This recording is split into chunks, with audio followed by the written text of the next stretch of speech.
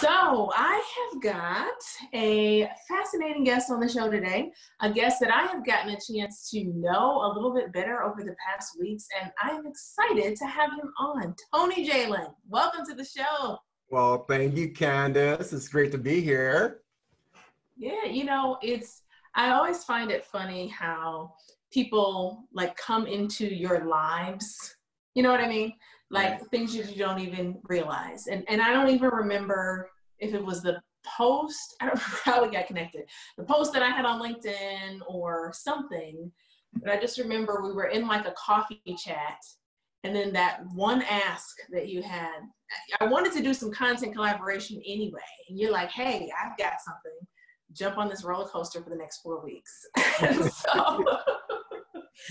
so we are here. We are here. A high-speed roller coaster. Exactly. We're gonna rolling with it. So I want you to talk a little bit, Tony, about what you do from like a business and an entrepreneurship standpoint, and not so much what you do as much as the why behind what you're doing.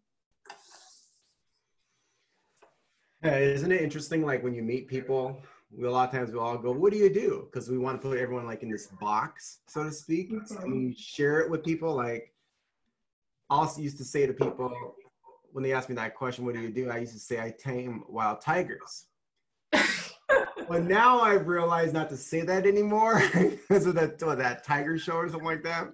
Oh, Tiger King or something like that? Yeah. So I'm gonna have to come up with a new one now in order to say, because I just don't like being in that box. Mm-hmm. I think the question in regards to what you said is, why do I do what I do?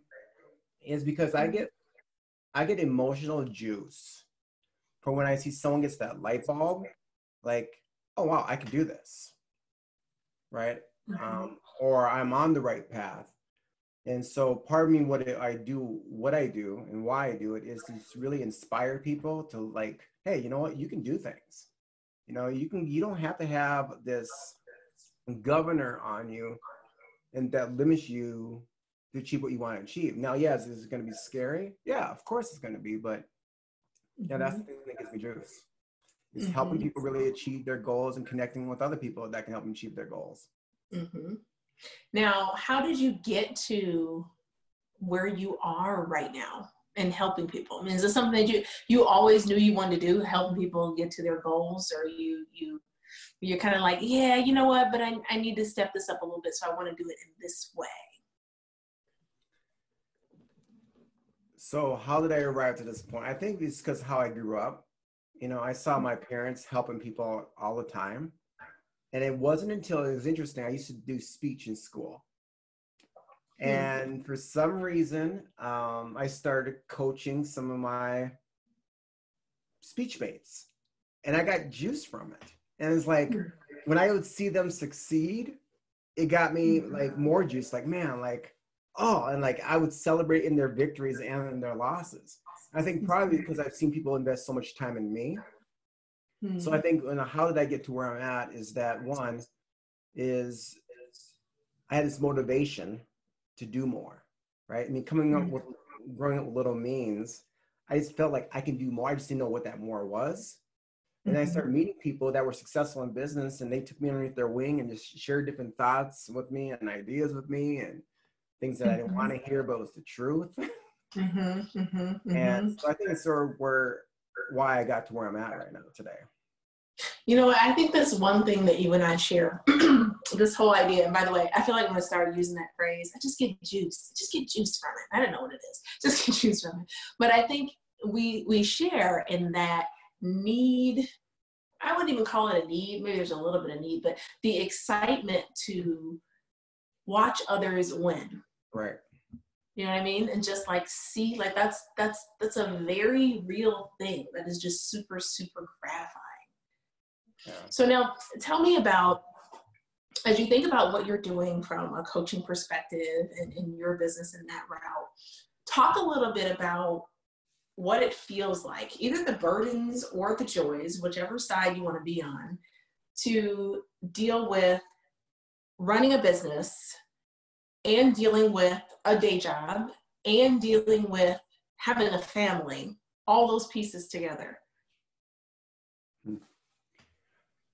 If you can find out the magic answer to that, please let me know. I certainly don't have one. Right? Because I think part of it is that, sometimes, when you get so focused on something, you get the blinders on it. And you also go, wait a second, I sort of like got away from that. But I think one of it is if you do have a family, you got to share your vision and your goals with your family. Because otherwise, like, for example, your kids, they see you, hustling and doing all these things, and they may actually look at what you're doing as a competitor to their relationship with you. That is super deep, Johnny. Well, it is, it's because they're seeing like when you walk in the house, you're not a CEO, you're not a business owner, you're a mom or you're a dad. That's the title that you walk in that house with. They can really give who wins. You do on the outside, right? And one of the things my wife would do with our son is that she'd tell him, like, Daddy's going out and helping other people's dreams come true. And it was interesting. He was at like childcare once, and they asked him, well, what's your dad do? He literally said that he helps people's dreams come true. That's so awesome. And so when she picked him up, they asked, well, does your husband work for Make-A-Wish Foundation? This is Wish Granter. Right. And I mean, I do usually believe that's what I do, right? Yeah. So I think that's one, sitting down and actually communicating your vision, your goal, because they're part of it too. And I think it's sometimes easy to forget, like, hey, I got all this knowledge, I got all this expertise, but I've learned it's taken me, sometimes 20 years to figure this out. Like, my wife has very valuable insights. And she doesn't have to be in the thick of it, so to speak. But when I ask her questions about what's your thoughts on this and her perspective on it, I'm like, I didn't think about it like that. And at the end of the day, I still got to make a decision when it comes to business. But I mean, and then also involving them in it some way, shape, or form. Hey, by you going ahead and allowing me to do this, we're going to achieve this goal, so we're going to be able to travel more. And so put goals together. Okay, what's that next trip you're going to do? Or where's that next, gift you're going to get? So I think that's part of the balancing act of it. And then also asking them, how am I doing as a husband, a friend, a father? You may not always like the feedback, but especially if you're going out and starting something new, I think it's important to get that, because when you get passionate about something, you don't keep it, there's no breaks. You just go. Yes. And if you don't get those checkpoints to hold you accountable, I think, and as a business owner, unless you have a coach or a mentor that's going to hold you accountable, right? We lack accountability as business owners. So that's so true. By engaging them, say, you know what? If I'm sucking as a husband right now, let me know. And that's a hard thing to swallow, so to speak. Right. But I mean, to me, what is it if I can go ahead and gain the world, but if I lose my family and my relationships in the process? Yeah, absolutely. My mind is just thinking back to the point that you made about our valuable contributions, like from a spouse perspective. I think about yesterday, a couple days ago. Yeah, it's very fresh. Like a couple days ago. I had been, now this speaks to that accountability piece. You go all in, right? I'm in the midst of a launch and I'm focused, like up in the middle of the night, doesn't matter. I'm focused, I'm doing what I'm doing, whatever. But I've been so focused. I've got the rest of the house going like, hello, we exist. And when you talk about that spousal piece of just, helping you, that valuable insight, I remember, I think it was like the day after or so of all my madness, I'm talking to Derek, my husband, and he was like, you know what? I just need to talk to you about this thing. It's just this total business related thing. Let me start drawing on the whiteboard. And I promise you. So all this time, like these days prior, I had been in my head, with myself. I need to get this done. I know I have the vision. I'm carrying it. My conversation with him, I swear to you, it was just like, oh my gosh, why didn't I just talk to you in the first place? That would have been a lot, a lot further. So it's interesting, like just the role that our spouses play as we're building our businesses that we may sometimes neglect. And maybe it isn't even a spouse. Maybe it is a coach, you know, a mentor or whatever. I mean, the thing is too, is that one, I love what you did in terms of you write it down. Like you look in my office here, I've got big sticky notes. I've got an 80-inch whiteboard, double-sided, you know, yeah. It's big. But, you know, I look at it constantly because it has my vision in front of me. It has the reasons why that's important. But also, there's times which I get stuck. And I think one thing is when, you know, when you're having a business, when you're leading, is to write down who are your resources. Because when I look at my research, like, wait a second, why am I doing this all by my flipping self? But it's in front of me. It's like right there. Because I do get stuck. You know, that's a super meaningful and actionable thing. Like I'm thinking about that, like in such a real way that I'm thinking, Candace, why don't I have my whiteboard is just behind the camera. And I'm thinking, well, why don't I have something written down over here? Because there is something to that. Like when you can see, like, wait, there is help available to you if you decide to ask for it. Right. Is that something that you've always practiced? Just having like in front of you, here's what I can get access to if I need it. I wish I was that cool to say yes, I have. But no, I think what it caused me to do is that I think when we get passionate with an idea or something, like we want to own it, right? It's ours. And, you know, we get this mentality like it's not going to work out unless I take care of it, right? But one of my mentors, when I was like, 24, 25, I had a business and I hit like this wall. And I kept on working so doggone hard. And I'm like, what is going on?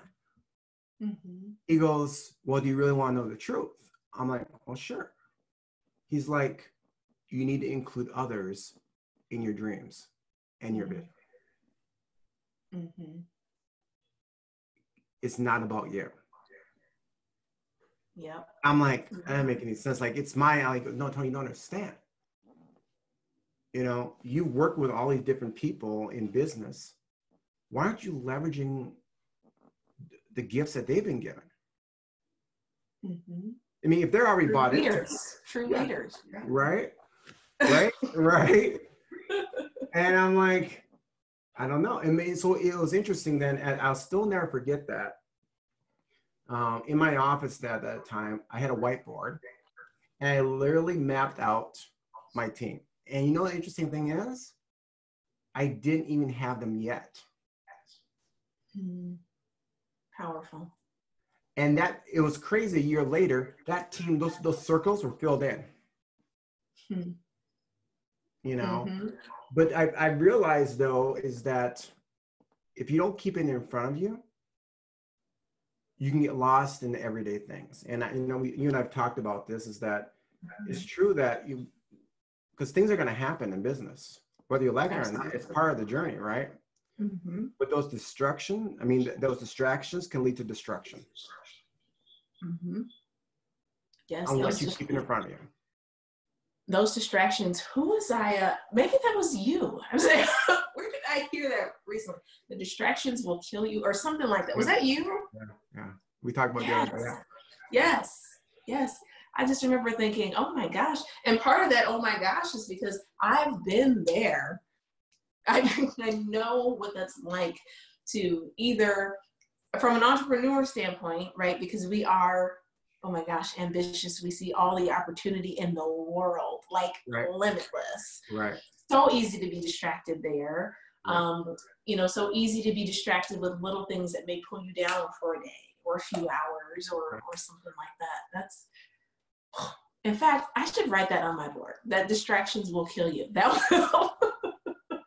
Well, the thing is, everything affects everything, right? And by having it in front of me, literally, you come to my office, there's 1, 2, 3, 4 small whiteboards. Then I've got my big 80-inch one, two-sided one here. And I'm telling you what, in the last, since, all this stuff with the COVID thing happened and whatnot, it has been a lifesaver for me to keep the things that are important in front of me. Otherwise, it's so easy to get distracted with everything else. Like, I have to ask myself, the question is, are my decisions today getting me closer to achieving that vision, or is it moving me further away? But also by having up front here, my son, my wife, they come in here. Hey, Dad, how's that going? Shared accountability. Yeah. I love that. I love that. So tell me, what's been the biggest challenge for you in terms of just pursuing what you're passionate about in business? What's been the biggest challenge? Myself. What about you?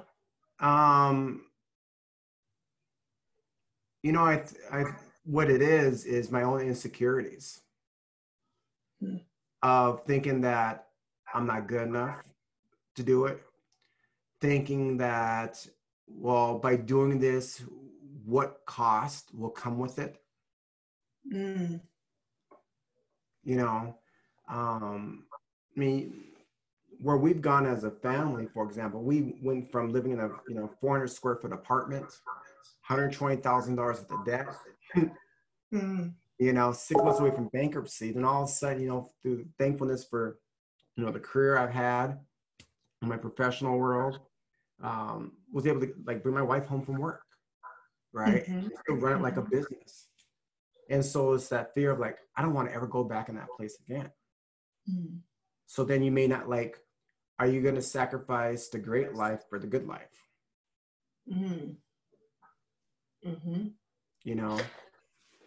So how are you keeping Tony, knowing that you are a big piece of your biggest challenge?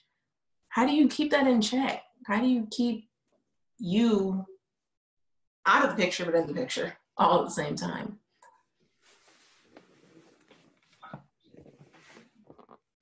I think part of it is looking at my vision, overall vision of how I want my life. How do I want to live?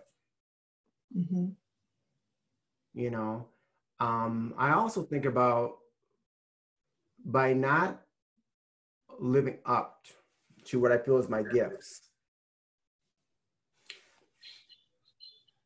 the effect it can have on my family. I have 23 nieces and nephews. Yeah, you got me beat. I've got colleagues that they look to me for different things, and I think when I make it not about me, I'm like, okay, well, by not pursuing this, by not going forward, I can talk a good game, but my actions in alignment with it. And I think part of my problems over the years, I've had a lot of great ideas, and when I work to go and do those ideas by myself, I get hung up on me a lot. But when I start including others in it, the saying goes, you can move fast alone, but you can go further with others. Right. So I think that's one thing that's really helped me. I mean, I have my own executive coach that I hire, and she's been great. And I've had numerous of them over the years. And I don't know what it is. It's not like I'm getting some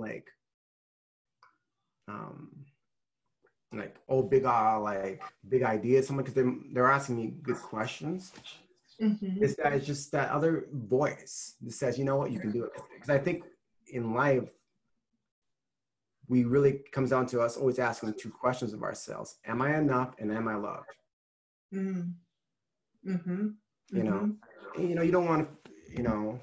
I'm motivated by failure a lot more than winning, because I expect to win. Yeah. I can do it. But I think you gotta keep on looking at your goals, and it's the old phrase that says you have not because you ask not. And you gotta put it down on paper. You got to put it down on paper. I don't know one successful person who doesn't have their goals written out. And you can say it all day long and you got it in your head. It don't do no good if it's in your head. Right. Make it real. Right. I mean, because like, think about it this way. I was at the Chicago Art Museum, and there was one of the, I don't know, curators or the people that watch things over, and there was a pile of candy, a big pile of candy in the corner, and it was a piece of art, and throughout the day it would get smaller and smaller. People weren't eating it. People were actually taking it. Okay. And what it represented was someone who was dying.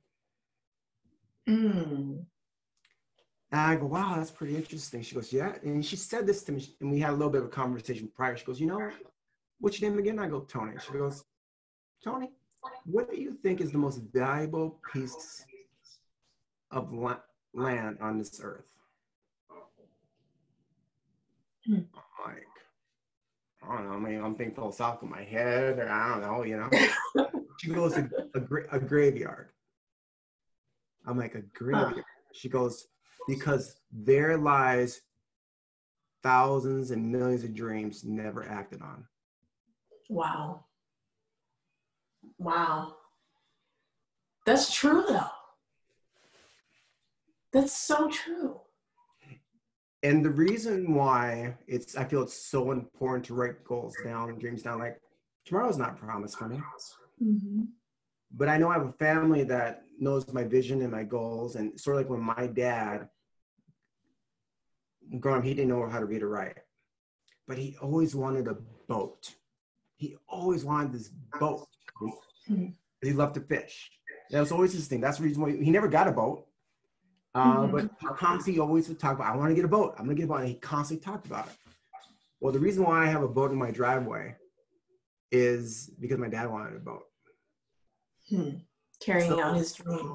Carrying on his dream. So the question is, if something was to happen to you right now, who would carry on your dream? Who would share your story? If it's not written down, it'll never be shared. You know, that's interesting. And when you talk about, you know, the whole idea of being motivated by just sort of other people or what happens if you don't step out, that particular motivation, at least for me, is one that I've been trying to carry very hard. Like when you talk about combating fear and that type of thing, what if I don't go do this? Who is the person that I would have not helped? Who is the person who wouldn't have got their breakthrough if I don't take some action? So I love that you mentioned that, because it's a good way to also, and to your point about making it not about you, it's a good way to take yourself out of it and to say, all right, it's not about me. I'm not going to be afraid to sell. I'm not going to be afraid to put out this piece of content because somebody needs to have it. Right. And I'm doing some disservice by holding on to it. Well, you've been given it as a gift, and the gifts are meant to be shared. So why should you let your own insecurities keep from that gift being shared? Yep, absolutely. And if you're doing the right thing, you're doing the right thing. And where that story lands, where your content lands, is not for you to decide. I mean, it's like my wife and I went to on those art by design places, right? Is that the painting? Like painting dinner things? Yeah. And there was like 30 people in this room. And he gave us step-by-step instructions of exactly what this is supposed to look like. No one's looked like his thing. Right? So my point is, whatever your story is, however it lands, it's up to that person who's receiving it. And you gotta accept that. Like, they're like, oh, they share the idea back with you. Oh, it's like this. And you can't go back and, well, no, it's not. No, it's their story. Right. So you gotta let them own it. Right. Theirs and unique to them. I love it. So as a coach, tell me, put your coaching Tony, I guess you're already in coaching Tony, so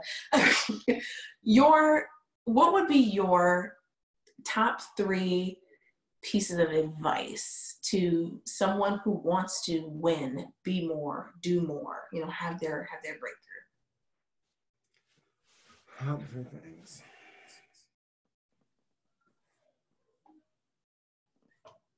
I know you've already dropped a whole bunch of gems, so feel free if you I think top 3 things is ask yourself the question of how do you want to live?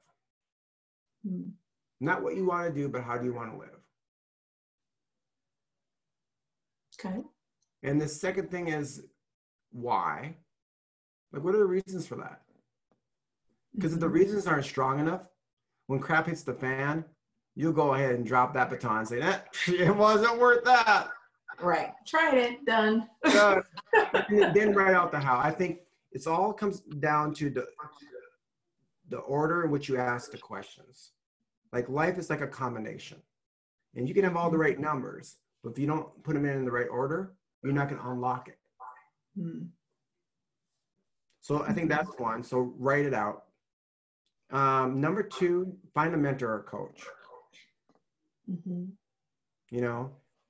it could be in a book to start out with. Like, I have incredible mentors, from Dale Carnegie to John Maxwell to Napoleon Hill. That was my access to it. Right. And third, growth is an inside-out job. Talk about it. I'm already like, preach, talk about it. Well, what I mean by that is that you will never outgrow your own personal growth. If you've been stuck at a certain income level for so long, because you've been doing the same things for so long. To get from point A to point B is not going to be the same as you did to get to point A. You'll never outgrow your own, out-earn your own growth. What's that phrase? It's similar to the point A to point B. What got you here won't get you there. Is that it? Yeah. I don't know. But I think that's the thing is, like, there was one year I read over 200 books. And I'm still living off that. Because it taught me so much. And whatever your topic is, go all in and study it. Yeah. You want me? I mean, I'm about leadership and development people. Like, a lot of my books is about leadership, but it's also personal leadership. And everyone thinks, well, my business is not growing. My things is not going. Well, are you personally growing? Be a student. Yeah, you got to be intentional with it. Yeah. You're like, and it's like, my son said this to me yesterday. My son's doing his own video vlog now. He's done 5 of them in a row. He's just turned 14 years old. And it's just amazing to see his content. So quick drop for Ezekiel Jalan. Look him up on YouTube. I just did a plug for him. And each night, we have a little conversation. And I ask him, what are you proud of yourself for today? What are you grateful for? And a question I've recently added to it was, what did you learn today? And he says, I'm getting very fast at making and editing videos that sometimes you just have to sit down and take a second to think for ideas. And that pulls work your back and not your arms as much as I thought.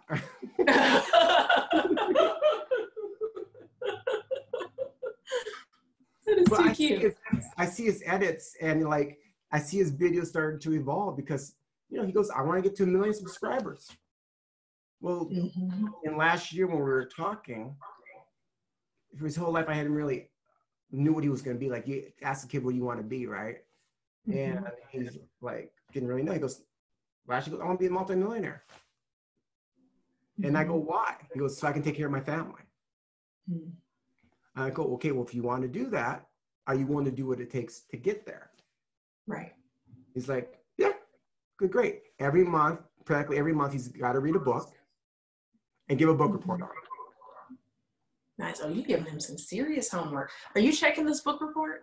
Oh yeah. Like they're amazing. Like the insights, one of the last ones books he read, we're discussing it, what he got out of it and everything like that.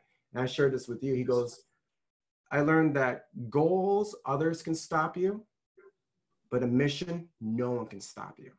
Mm-hmm. So what are you chasing? Yeah. I'm like, okay, I've got a long ways to go. Oh, I love that. I love that. It's the being intentional, the seeing it in front of you, the persistence piece of it, the knowing that it's not about you. There is so much wrapped up in there that will unlock, right? Unlock it. Well, everyone wants to be great, but it's like, there's a meme that says, who wants change? Everyone raises their hand.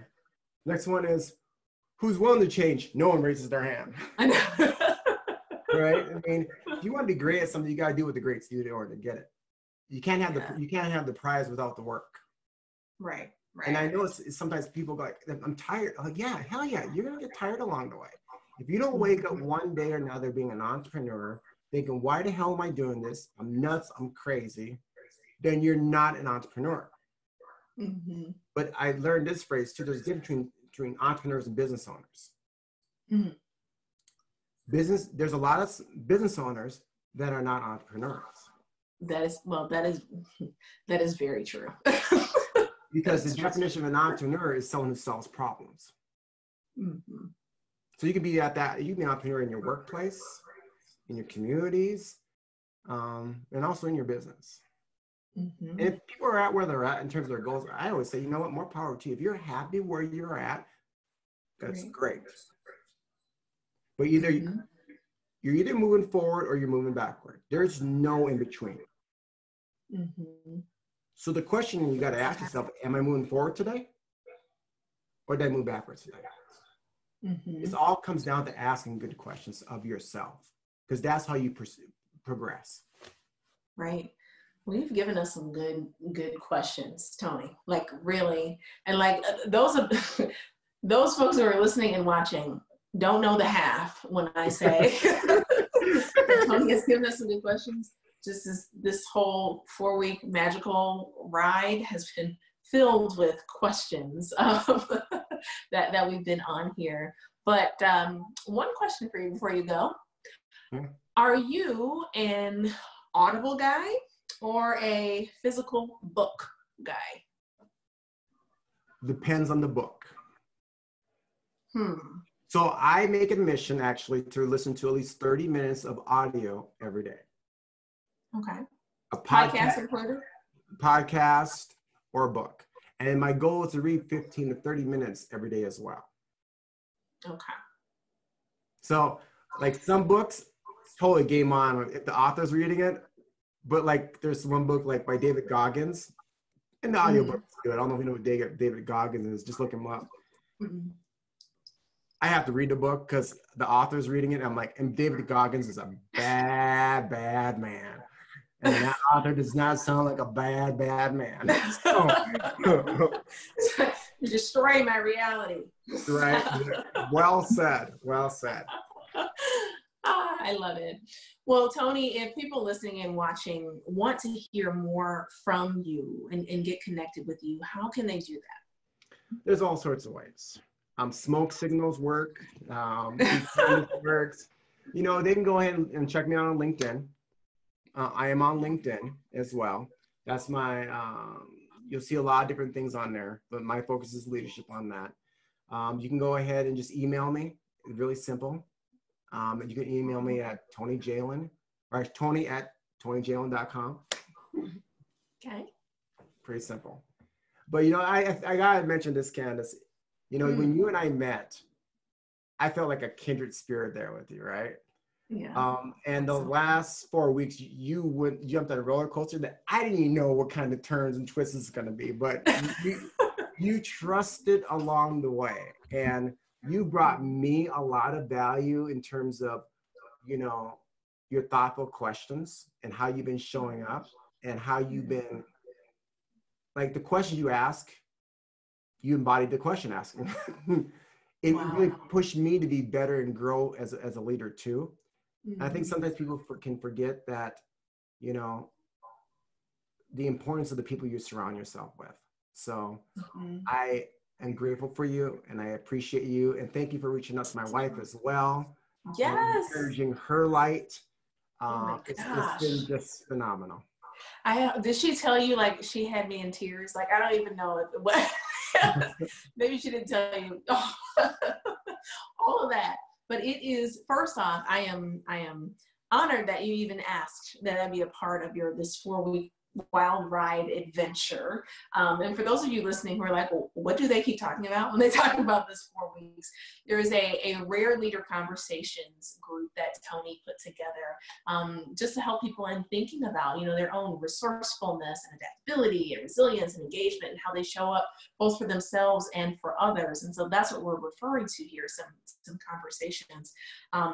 I'm always honored and feel very blessed and humbled when people find value in any interaction, whatever it is with me. So, and I will definitely tell you, the feeling is mutual. I think we've got that kindred spirit. And for Tony's wife, Danielle Jalan, I will just say, stay tuned, folks. We are going to do some level of a content collaboration because my mind is just all over the place. And in our conversation, she brought me to some of my own realizations just about my move from corporate America, and those tears just came from, again, that place of freedom and how much time I spent not focusing on my family. So that's going to be awesome.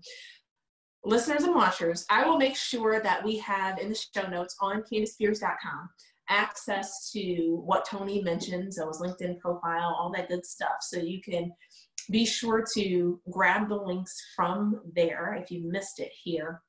And Tony, I just got to tell you, it has been a blast having you on the show. And thank you so much for taking the time to join. Oh, it's been my absolute pleasure. Thank you so much. It's different to be on the other side of discuss questions. You know, I know right now your story is just beginning, Candice, and you are going to make an incredible impact, even more so than you already have. So keep on doing what you're doing. Love your mission. And I know, like, we're not done hearing yet from Candice Spears. Oh, thank you, Tony. I appreciate that. Just the inspiration I need for today. So thank you so much. And listeners and watchers, I hope you take everything that you've heard and take some action, because Tony dropped some very, very actionable things today. So take some action. I hope you have a great day, a great evening, whenever you're listening or watching. And we'll talk to you again very, very soon.